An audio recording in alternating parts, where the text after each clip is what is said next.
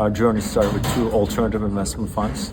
The reason that we went into alternatives is that the financial market was looking for a different product because everybody offers the same things.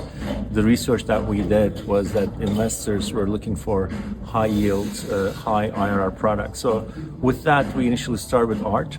So we now have the world's first female artist fund, female artist basket, where we bring very well-known names from 1950s onwards on contemporary, and then do very selective criteria looking at the artist's velocity, the exhibition velocity, the price velocity, and a few other things, and then collect these paintings confidentially. And then the second fund that we have is a very early stage contemporary art fund, where we bring the primary artist as a shareholder into the painting. By doing it that way, when the value of that painting goes up, if it goes up, artist takes a long time view and then opportunity from the increased price. So those are the two funds that we have on the art side.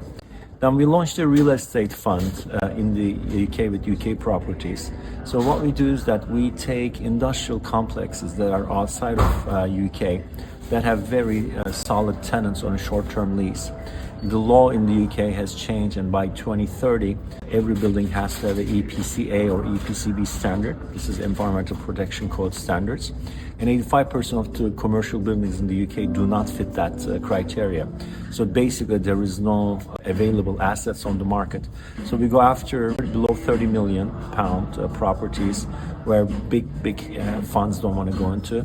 We find properties with a very solid tenants on a short-term lease, a landlord that wants to exit, and also an asset that can be converted. So with that, we're achieving 21% IRRs and over 7% yields. Usually the average length of the hold per asset is about 18 months. Sometimes it goes to 42 months, but the moment we convert the asset, because there is not enough supply in the market, we immediately are able to achieve exits.